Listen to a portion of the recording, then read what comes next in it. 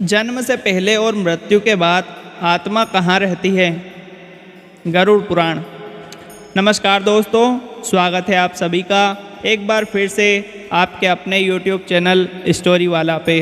दोस्तों, आपने अभी तक चैनल को सब्सक्राइब नहीं किया तो अवश्य ही सब्सक्राइब करें और वीडियो को अंत तक ज़रूर देखें। मित्रों, जैसा कि हम सभी जानते हैं कि हमारे शरीर नश्वर है और यह बार बार जन्म मृत्यु को प्राप्त होता रहता है, लेकिन मरता सिर्फ शरीर ही है। इसके अंदर रहने वाली आत्मा को कुछ भी नहीं होता है। वह शरीर की मृत्यु के बाद वह आत्मा एक शरीर से लेकर दूसरे शरीर में प्रवेश करती रहती है और यह सिलसिला चलते ही रहता है। मगर आज हम लोग जानेंगे कि मृत्यु के बाद और जन्म से पहले आत्मा कहाँ रहती है, क्या करती है, इन्हीं सब के बारे में जानेंगे, जिसका वर्णन हिंदू धर्म के 18 पुराणों में से एक गरुड़ पुराण में दिया गया है। तो चलिए जानते हैं, जन्म से पहले और मृत्यु के बाद आत्मा कहाँ रहती है। गरुड़ पुराण में वर्णित कथा के अनुसार जैसे ही एक आत्मा अपना शरीर त्याग करती है, उस आत्मा को परलोक ले जाने के लिए यम के दूत पहले से ही वहाँ मौजूद होते हैं, जिन्हें उन यमदूतों को देखकर अच्छे कर्म करने वाले व्यक्ति की आत्मा बड़ी ही आसानी के साथ उनके साथ चल देती है। लेकिन बुरे कर्म करने वालों की आत्मा को यमदूत द्वारा ज़बरदस्ती घसीट कर ले जाया जाता है, जिसके बाद उन यमदूतों द्वारा आत्माओं को ले जाकर यमराज के सामने उपस्थित करते हैं, जहां उन आत्माओं द्वारा जीवन में किए गए अच्छे और बुरे कर्मों का हिसाब देते हैं और 24 घंटे तक वह आत्मा यमलोक में ही रहती है। मृत आत्मा का सफ़र। उसके बाद यमदूत 24 घंटे के बाद उन आत्माओं को वहीं ले जाकर छोड़ देते हैं जिस घर में उनकी मृत्यु हुई है, जिसके बाद यहाँ वह आत्मा 13 दिनों तक अपने घर में ही रहती है और फिर 13 दिनों के पश्चात अंतिम संस्कार से जुड़ी सभी प्रक्रिया समाप्त होने पर यमदूत उन्हें फिर से लेने आ जाते हैं और उन्हें अपने साथ यमलोक की यात्रा पर ले जाते हैं, जहां उन्हें यमलोक तक पहुंचने वाले मार्ग में अनेक प्रकार की यातनाएं सहनी पड़ती है।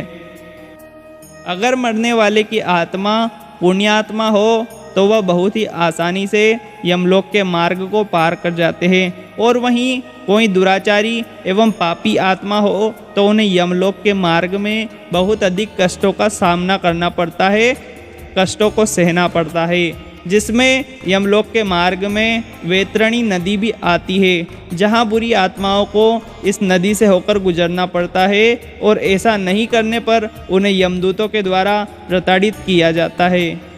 17 दिनों के बाद इस भयानक मार्ग से यात्रा करने पर 18वें दिन यमदूत उन आत्माओं को लेकर यमलोक पहुँचते हैं। यमलोक पहुँचने के बाद यमलोक से सटी पुष्पोदका नाम की एक नदी मिलती है, जिसका जल स्वच्छ और निर्मल एवं उसमें कमल के पुष्प खिले हुए होते हैं। उस नदी के किनारे एक वट वृक्ष भी मिलता है, जहाँ पर आत्मा बैठकर विश्राम करती है और उसके परिजन द्वारा किए गए पिंडदान उसी वृक्ष के पास प्राप्त होते हैं, जिससे उन आत्माओं में शक्ति का संचार होता है।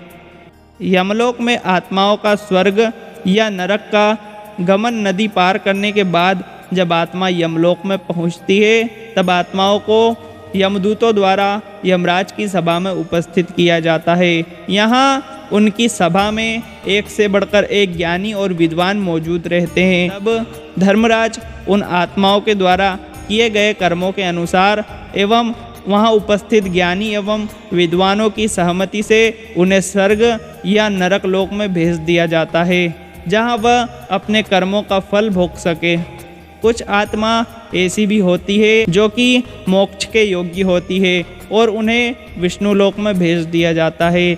ऐसे आत्माओं को फिर इस संसार में पुनर्जन्म लेने की आवश्यकता नहीं पड़ती है। स्वर्ग गए हुए आत्माओं देवताओं के जैसे शरीर प्राप्त करके अपने कर्मों का फल भोगते हैं और नरक में वास करने वाले आत्माओं को भी एक दिव्य शरीर मिलता है, जिसकी मृत्यु नहीं होती है, परंतु उन्हें यह शरीर नरक में मिलने वाले कष्ट एवं पीड़ाओं को सहनी पड़ती है। स्वर्ग या नरक में गई हुई आत्माओं के जब कर्मफल का भोग पूरा हो जाता है तो फिर उन्हें पृथ्वीलोक पर आकर पुनः जन्म मृत्यु के चक्र में उलझना पड़ता है और स्वर्ग में गई हुई आत्माएं फिर से मनुष्य योनि में जन्म लेकर अपना कर्म करने लगती हैं और नरक में रहने वाली बुरी आत्माएं अपने कर्मों का फल भोगकर फिर से पृथ्वीलोक पर जाकर पशु पक्षियाँ, पेड़ पौधे एवं 84 लाख योनियों में भटकने के बाद तब फिर उन्हें सकाम कर्म एवं मोक्ष प्राप्त करने के लिए मानव शरीर प्राप्त होता है। और फिर भी आज के समय में लोग धर्म का आचरण छोड़कर गलत राह पर चलते हैं और इसका परिणाम लंबे समय तक भुगतना पड़ता है। इसलिए दोस्तों, हम लोग जीवन में जितने अच्छे से अच्छे कर्म करें तभी हमारा मानव जीवन सफल होगा और हमें बुरे कामों को त्याग कर भगवान की भक्ति में लगना चाहिए और अपने कर्म को पूरी चेष्टा और ईमानदारी से करना चाहिए, जिससे कि हमें नरक में वास ना मिले और हमें स्वर्ग में अच्छा से अच्छा स्थान प्राप्त हो। तो साथियों, आशा है वीडियो आपको पसंद आया होगा। अगर वीडियो पसंद आया हो तो वीडियो को लाइक और चैनल को सब्सक्राइब करना ना भूलें। जय श्री महाकाल।